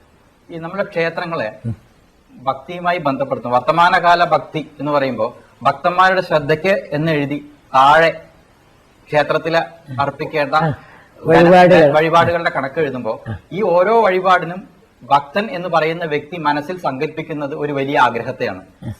ഭക്തി എന്താണോ അദ്ദേഹത്തെ കൊണ്ട് ചെയ്യാൻ ആവശ്യപ്പെടുന്നത് അതിന്റെ വിപരീതമല്ലേ ഈ അമ്പലത്തിൽ ഭക്തനോട് ആവശ്യപ്പെടുന്നത്? അതെ, അതിപ്പോ പക്ഷെ അത് എന്തിനറിയോ, ഈ അമ്പലത്തിലെ ഭക്തി ഓരോരുത്തരും ഈ മുഴുവൻ അമ്പലത്തിലെ ആ പരസ്യം എങ്ങനെയാണെന്ന് വിചാരിച്ചാൽ, ഇപ്പൊ നമ്മളിപ്പോ ഈ ആഗ്രഹത്തിന് വേണ്ടി വരുന്ന ഭക്തൻ എന്തെങ്കിലും ഒന്ന് ചെയ്യുമ്പോ ഇനി അതൊന്നും ഇല്ലാതെ ഇപ്പോ ദിവസവും പോകുമ്പോ നെയ്വിളക്ക് വെക്കും. ഇപ്പൊ നെയ്വിളക്ക് വെക്കണതിന്റെ ഒരു ലക്ഷ്യം അത് അമ്പലത്തിലെ ഭഗവതിക്ക് എന്റെ വക ഈ സമർപ്പണ ബുദ്ധിയുടെ ഒരു ചെറിയ അംശം, യാഗത്തിന്റെ ആദ്യത്തെ ഒരു ചെറിയ അംശം. അപ്പൊ മുഴുവൻ അത് നിരുത്സാഹപ്പെടുത്തണ്ടെന്നാ ഞാൻ പറയാം. എന്താ കാരണം എന്ന് വിചാരിച്ചാൽ മുഴുവൻ ഇങ്ങനെ കുറച്ചു കാലം ചെയ്യുമ്പോ ഞാൻ എന്തും ത്യജിക്കാം. ആർക്ക് വേണ്ടിയിട്ട്? ദൈവത്തിന് വേണ്ടി, ഭഗവാന് വേണ്ടിയിട്ടാണ്. ആ ഒരു ഭാവത്തിലേക്ക് എത്തും. അപ്പൊ ഈ ത്യാഗം ഭഗവാന് വേണ്ടി ത്യജിക്കാന്ന് പറയുമ്പോ നമ്മുടെ ആധ്യാത്മികം അങ്ങനെയുള്ള ഭക്തി വളരുമ്പോ ഒക്കെ ഭഗവാനായിട്ടാണ് കാണും. അപ്പൊ ആ ത്യാഗം പൂർണ്ണമായി. അതിനുള്ള ചെറിയ ഒരു പ്രാക്ടിക്കൽ ക്ലാസ്സാണ് ക്ഷേത്രം. അത് ഈ ഭാഗവത്തിൽ നിന്ന് പറയും, മരം കൊണ്ടോ കല്ലുകൊണ്ടോ ഉള്ള വിഗ്രഹങ്ങൾ, വെറും വെള്ളത്തിന്റെ സ്വരൂപത്തിലുള്ള തീർത്ഥങ്ങൾ, ഇതൊക്കെ മനുഷ്യന് അനവധി ജന്മം കൊണ്ടേ ശുദ്ധി തരുമെന്നാണ്. പെട്ടെന്ന് കിട്ടില്ല. നേരെ മറിച്ച് അവിടെ സത്സംഗങ്ങളും കൂടി ഉണ്ടെങ്കിൽ പെട്ടെന്ന് ശുദ്ധി കിട്ടും.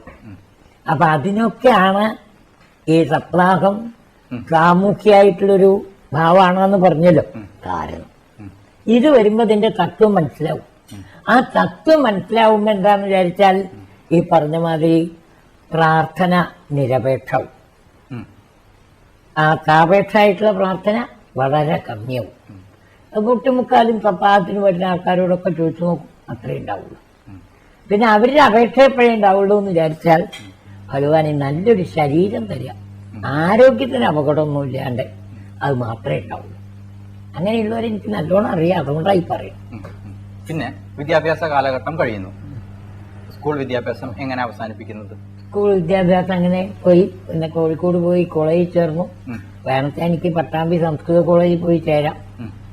പക്ഷേ സംസ്കൃത കോളേജിൽ പോയി ചേർന്നിട്ട് എന്റെ ഒപ്പം പഠിച്ചവര് പലരും വലിയ ഓഫീസർമാരും ഇതൊക്കെയായി.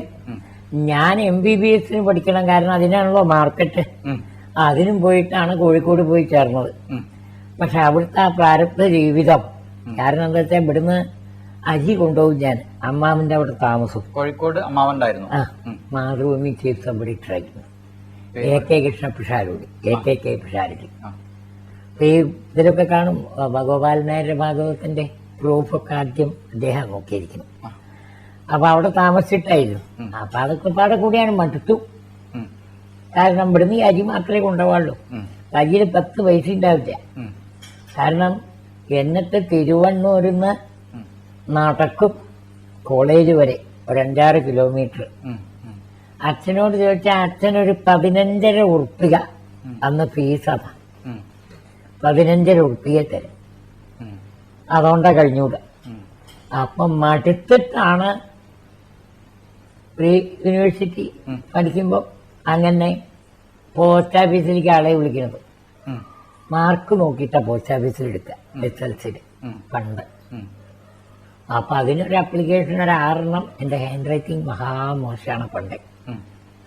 അപ്പൊ ഈ ഹാൻഡ് റൈറ്റിംഗ് മോശമായതുകൊണ്ട് ഒരു 6 അപ്ലിക്കേഷൻ വെച്ച് എഴുതി. അതിന് 1 കട്ടി ഭംഗിയായി തോന്നിയത് PMDക്ക് ആവുകൊണ്ട് അതിന് സ്റ്റാമ്പും വേണ്ട, കവറിലിട്ട് അവിടെ കൊടുത്താൽ മതി. എവിടെ? ഹെഡ് പോസ്റ്റ് ഓഫീസിൽ. അങ്ങനെ കുറച്ചു ദിവസം കഴിഞ്ഞപ്പോഴാണ് ഹെഡ് പോസ്റ്റ് ഓഫീസിൽ സെലക്ട് ചെയ്ത പേര്, RMSലേക്ക് സെലക്ട് ചെയ്ത പേര് കണ്ടത്. അപ്പൊ പിന്നെ വേഗം ഇതിൽ പോയി ചേർന്നു. പിന്നെ ഇതൊക്കെയാണ് മറക്കുക ചെയ്തത്. ഏത് സംസ്കൃതവും വൈദ്യവും ഒക്കെ മറന്നു. കാരണം അങ്ങനെ യൂണിയന്റെ ഇടയിലേക്കാ പോയി പെടുന്നത്. മറന്നതാണോ മറന്നതായി നടിച്ചതാണോ? മറന്നതായി നടിച്ചതാവാം. കാരണം എന്താ വെച്ചാൽ ആ കാലത്ത് അങ്ങനെ പറ്റുള്ളൂ. എന്നിട്ടാണ് പിന്നെ സമരവും അതൊക്കെയാണല്ലോ. ഹോസ്റ്റൽ എന്ന് പറഞ്ഞാൽ വെറും സമരക്കാരുടെ കേന്ദ്ര എന്ന് മാത്രം പറയാൻ പറ്റുമോ? അത് ഇഷ്ടം പോലെ. കാരണം ഒട്ടുമുക്കാലും വിപ്ലവക്കാരധികം. അപ്പൊ എന്നും ഗോസ്ലോ വക്രോളോ ഒന്നും ഇല്ലാത്ത ഒരു കാലവും ഉണ്ടാവില്ല. ഏതെങ്കിലും ഒരു കാരണം ഉണ്ടാവും. അപ്പൊ അങ്ങനെ അതങ്ങോട്ട് പോയി പോയി പോയി ഇരുന്നൊക്കെ. എത്ര വയസ്സിലാണ് ഇതിൽ വന്ന് ചേരുന്നത്? ഞാൻ ഈ 19 വയസ്സ്. 19 വയസ്സിൽ ആദ്യം ജോലിക്കാരനായി. എത്ര കൊല്ലത്തോളം ഈ സർവീസ് തുടരുണ്ടായി? ഞാനൊരു 2000 വരെ, ഒരു 6.5 കൊല്ലം മുമ്പേ. എത്ര കൊല്ലമായി? മൊത്തം എത്ര കൊല്ലത്തോളം? 30 കൊല്ലം ആ സർവീസിൽ ജോലി ചെയ്തു. ആ കാലഘട്ടത്തിൽ വേറെ ഒന്നും ചെയ്തില്ല? വേറെ ചെയ്തു. ആ കാലഘട്ടത്തിന്റെ അവസാനത്തിലാണ് 1987 മുതൽക്ക് ഇവിടെ ആശ്രമത്തിൽ സംസ്കൃതം പഠിപ്പിക്കാൻ അന്ന് ഞങ്ങൾ കുറച്ച് സൗജന്യമായിട്ട് സംസ്കൃതം പഠിപ്പിച്ചിരുന്നു ഞായറാഴ്ചകൾ. അതിനൊരാളെ വേണമെന്ന് പറഞ്ഞ ആരോ, എനിക്ക് കുറച്ച് സംസ്കൃതം അറിയാമെന്ന് ഇവിടെ ആരോ ഒന്ന് പറഞ്ഞ് സംശയം തീർക്കാൻ വന്നിട്ടും അങ്ങനെ അവിടെ പോയി പറഞ്ഞ് അവിടെ സംസ്കൃതം പഠിപ്പിക്കാൻ പോയി. അപ്പോഴാണ് ജ്ഞാനാനന്ദ സ്വാമിയുടെ സപ്താഹം അവിടെ നടക്കുന്നുണ്ട്. അത് 65 മുതൽക്ക് അവിടെ നടക്കുന്നുണ്ട്. ഞാൻ തിരിഞ്ഞു നോക്കിയതില്ല. അന്ന് ഭാഗവത്തിലേക്കൊന്നും ഞാൻ തിരിഞ്ഞു നോക്കിയിട്ടില്ല. അങ്ങനെ ഇരിക്കുമ്പോഴാണ് ഈ സംസ്കൃതം പഠിപ്പിക്കുന്നതിൻ്റെ ഇടയിൽ ഇവിടെ ഒരു നാരായണജി ഉണ്ടായി. അദ്ദേഹവും ഹിന്ദി പ്രചരണവും സംസ്കൃത പ്രചരണവും വിനോബയുടെ ഏറ്റവും വലിയ ശിക്ഷണയായിരുന്നു. കാരണം ഒരു ഇൻക്രിമെന്റ് കിട്ടിയാൽ വേണ്ടെന്ന് പറയും. ഡിവിഷൻ ഓഫീസിൽ അടുത്ത മാസം ഒരു ഇൻക്രിമെന്റ് ഉണ്ടെച്ചാൽ എനിക്കിപ്പോൾ കിട്ടുന്ന പൈസ അധികമാണ്, അതുകൊണ്ട് എനിക്കിനി വേണ്ട എന്ന് പറയുന്ന ആളാണ്. അപ്പം അയാളും ഞാനും കൂടി കുറച്ച് പരിചയമായി. ഇവിടെ ശരിക്കൊക്കെ നല്ല പറയും, ഇടയ്ക്കിടയ്ക്ക് ഇവിടെ വരും. വഴിയിൽ നെല്ലിക്ക പറക്കിയിട്ടുണ്ടെച്ചാൽ അതും ചക്കക്കുരും ഒക്കെ കൊടുന്നു കൊടുക്കും. ആരെ ഇവിടെ. അപ്പം അങ്ങനെയുള്ള ആ പരിചയം കൊണ്ട് ഞങ്ങൾ തന്നെ തോണിയിൽ അവിടെയും ഇവിടെയൊക്കെ പോയി രാമായണം അതുപോലെ തന്നെ ഇതൊക്കെ കുറേശ്ശെ ജനറലാക്കാൻ. ധോണിയിലൊരു കാളവണ്ടിക്കാരൻ അയാളുടെ വീട്ടിൽ രാമായണം നിർത്തിയിരുന്നു കർക്കിടമാസത്തിൽ. ഇതൊക്കെ 87 അങ്ങനെ സംസ്കൃതം പഠിപ്പിച്ച് ഇവിടെ ആശ്രമത്തിൽ നിൽക്കുമ്പോഴാണ് ജ്ഞാനാനന്ദ സ്വാമി അവിടെ നിർവാഹം നിർത്താൻ വന്നിട്ടുണ്ട്. ഞാനന്ന് ഭാഗവതം വാങ്ങിയിട്ടില്ല, തൊട്ടിട്ടില്ല. അങ്ങനെ ഒരു പുസ്തകം ഉണ്ടാകുന്ന പുരാണം ഉണ്ടാകുന്ന അറിയാമെന്നല്ലാണ്ടായി. അങ്ങനെ ഇരിക്കുമ്പോഴാണ് ജ്ഞാനാനന്ദ സ്വാമി താൻ എന്തിനാ ഞാൻ ഈ സംസ്കൃതം പഠിപ്പിക്കുന്നത് കേട്ടു. അന്ന് ശ്രീകൃഷ്ണവിലാസം പഠിപ്പിക്കുന്നത് നല്ലൊരു ഭക്തിയുള്ള കാവ്യം. സംസ്കൃത പഠനത്തിന് ഇങ്ങനെ ഒരു ശൈലിയുണ്ട്.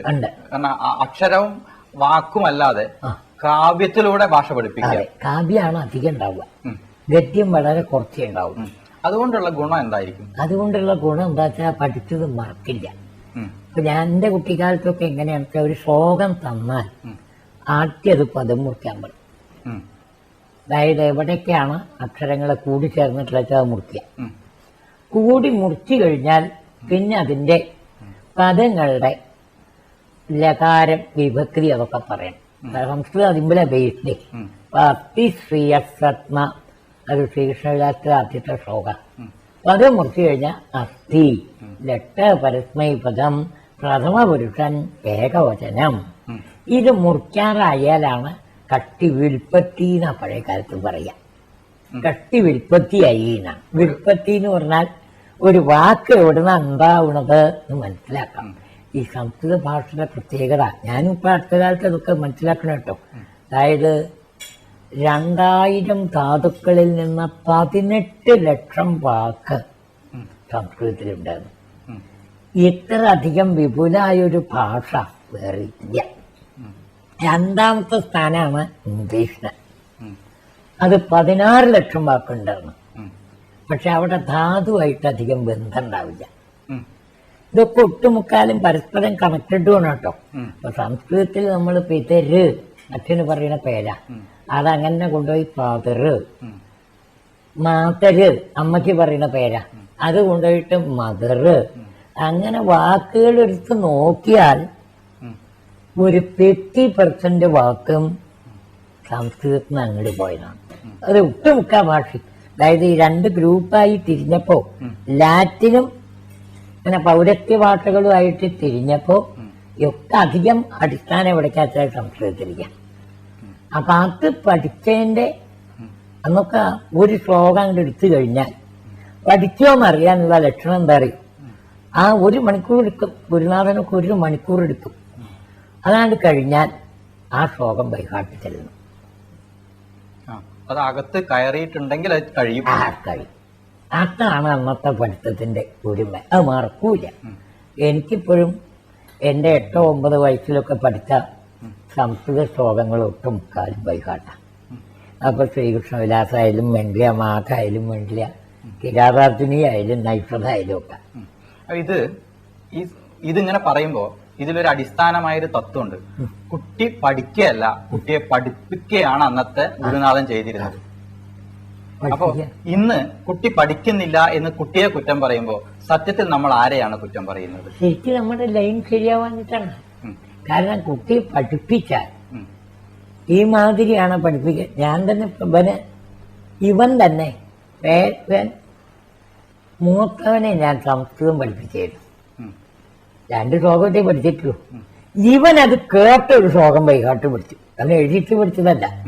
തെറ്റിയിട്ട് ചെല്ലിച്ചാലും മുഴുവൻ ശ്രീകൃഷ്ണവിലാസത്തിൽ ഒരു ശ്ലോകം അവൻ ചൊല്ലിപ്പോഴും. അതെങ്ങനെയാണെന്ന് പഠിപ്പിക്കുന്നത് കേട്ട് പഠിച്ചതാണ്. 1 മണിക്കൂർ ഇതിങ്ങനെ പറഞ്ഞു കൊടുക്കുമ്പോൾ പിന്നെയും ഇവിടെ വന്നിട്ട് കുറെ ആൾക്കാർ സംസ്കൃതം പഠിക്കാൻ വന്നിരുന്നു. പുതിയ തലമുറ സംസ്കൃതത്തെ എങ്ങനെയാണ് കാണുന്നത്? ഇപ്പൊ ഒരു മാറ്റമുണ്ട്.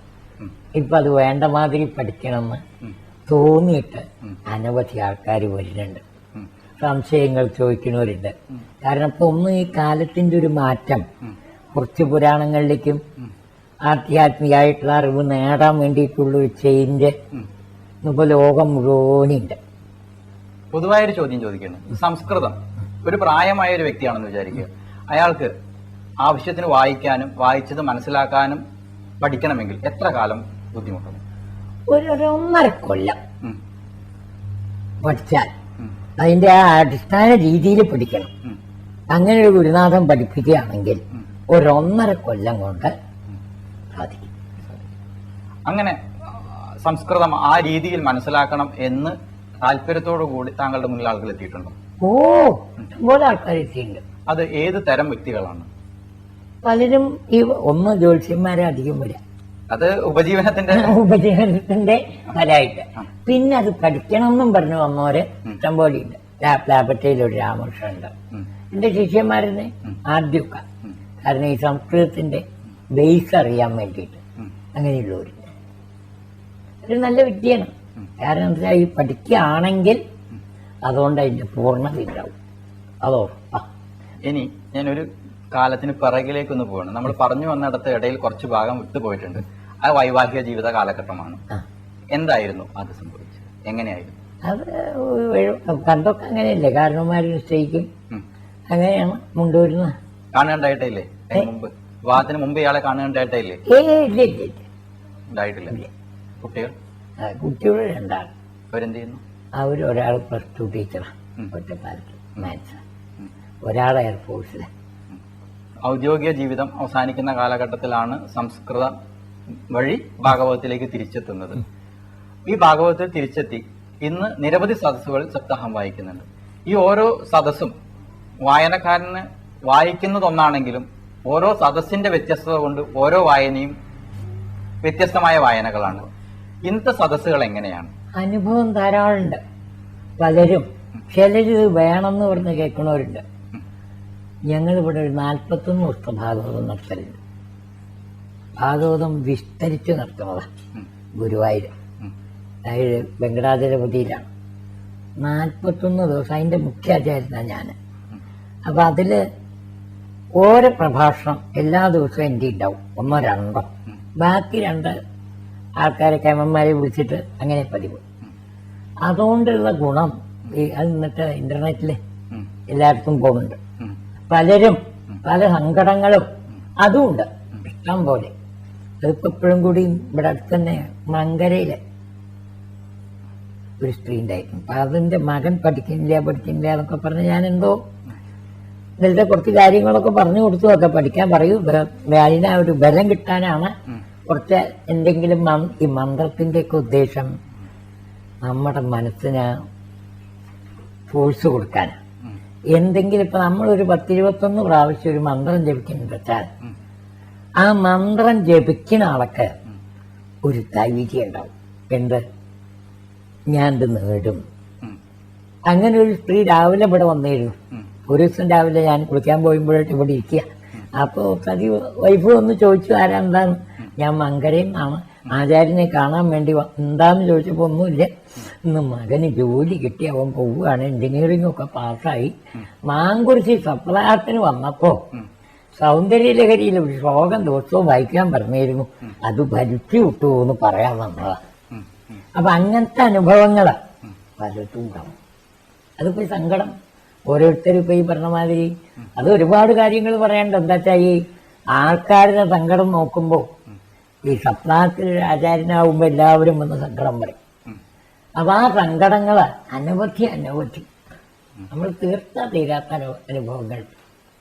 ആശ്രമത്തിൽ സംസ്കൃതം പഠിപ്പിക്കാന്ന് പറയണ്ടായി. ആ കാലഘട്ടം ഒന്നുകൂടി ഓർത്തെടുത്ത് പറയാൻ. ഞായറാഴ്ച ഒഴിവുള്ളപ്പോ അവിടെ പോവും. അപ്പൊ 10 മണിക്ക് ഈ റെയിൽവേ സ്കൂളിലും ഇവിടെ കുറെ തമിഴ് ആൾക്കാർ കുറെ ഉണ്ട്, അതായത് ബ്രാഹ്മണർ. അവരും അതുപോലെ തന്നെ അതിന്റെ ആശ്രമത്തിന്റെ ചുറ്റുമുള്ളവരും കുറെ സംസ്കൃതം പഠിക്കണം ആഗ്രഹമുള്ളവരാ. അപ്പൊ കുട്ടികളെയും മറ്റു വലിയൊരു ഉണ്ടാവും ഇവിടേക്ക് ക്ലാസ് അങ്ങനെ തുടങ്ങും. രാവിലെ ഒരു 10 മണി മുതൽ 1 മണി വരെ.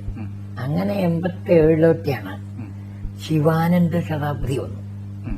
ഈ സംസ്കൃതം പഠിപ്പിക്കുന്നതിന്റെ ഇടയിൽ ശിവാനന്ദ ശതാബ്ദി വന്നപ്പോ സ്വാമി നിത്യാനന്ദ സ്വാമി, അദ്ദേഹം വളരെ ജ്ഞാനിയും ഇതൊക്കെയാണ്, അദ്ദേഹം ഒരു 12 സപ്താഹം നടത്തണം പാലക്കാട് ജില്ലയിൽ. അത് സൗജന്യമായിട്ട് വേണം, അതായത് ദക്ഷിണ വാങ്ങിയിട്ടല്ല, ശിവാനന്ദ ശതാബ്ദിയുടെ സ്മാരകമായിട്ട്. അപ്പൊ അതിനൊരു വായനക്കാരനെ വേണം, പറയാൻ പറ്റിയ ആള്. അങ്ങനെ നോക്കുമ്പോഴാണ് ഞാൻ ഒരാളെ കൊണ്ടുവരാന്നൊക്കെ പറഞ്ഞ് ഒരാളിനോട് പറയലും ഉണ്ടായിരുന്നു. രാമന്തോൾ ഒരു ശങ്കുണ്ണിമാരുണ്ടായിരുന്നു, അയാളെ ഇവിടെ കൊടുന്നു, സപ്താഹം വേണം എന്ന് പറഞ്ഞിട്ട്. പക്ഷെ വായന തുടങ്ങണതിന്റെ പിറ്റേ ദിവസം അയാൾ ഇവിടെ വന്നു, തലേ ദിവസം ഇവിടെ വന്നു. തലേ ദിവസം വന്നിട്ട് എന്നോട് പറഞ്ഞു, ഭാഗവതം വയ്യാട്ടോ നാരായണീയ വെച്ചു. അപ്പൊ പൊക്കോളാൻ പറഞ്ഞു, കാരണം ഭാഗവതം വേണമെന്നായി. നിത്യാനന്ദ സ്വാമിയോട് പറഞ്ഞു, സ്വാമി പുസ്തകങ്ങൾ തരൂ, ഞാൻ വായിച്ചോളാം. അങ്ങനെ വായനയാണ് തുടങ്ങി. അതില് വായിച്ച് ശീലമില്ലെങ്കിലും കേൾവിയുടെ ശീലം ധാരാളം ഉണ്ടായിരുന്നു. ഇല്ല. അപ്പൊ ഇങ്ങനെ ഒരു ഗ്രന്ഥം, അതിലെ അർത്ഥം അല്ലെങ്കിൽ പദാനുപദ അർത്ഥത്തിനപ്പുറം അതിന് ഒരു മാനുഷികമായ മറ്റൊരു തലത്തിൽ അതിനെ സമീപിക്കേണ്ട ഒരു ഗ്രന്ഥമാണെന്ന് ഞാൻ കരുതുന്നു. അങ്ങനെ സ്വയം ആദ്യമേ അത് തോന്നാൻ തക്ക അനുഭവങ്ങളുടെ തലമുണ്ടായിരുന്നു. അന്നത്തെ കാലത്ത് ഇത് നടത്താൻ തുടങ്ങിയപ്പോ എന്റെ ശൈലി എങ്ങനെയാണെന്ന് ഈ സംസ്കൃതം പഠിപ്പിക്കുമ്പോൾ തന്നെ സപ്താഹവും പറയാ. അതായത് ഒരു ശ്ലോകം വായിച്ച് എനിക്ക് കഴിയുന്ന അർത്ഥം അത് പറയും. ആദ്യം കാണുന്ന പുസ്തകല്ലേ. അപ്പൊ അതുകൊണ്ട് എന്താ വെച്ചാൽ പുതിയ പുതിയ ഐഡിയകള് അത് വരും. അങ്ങനെയാണ് ഇത് ആദ്യം അങ്ങനെ പോയത്.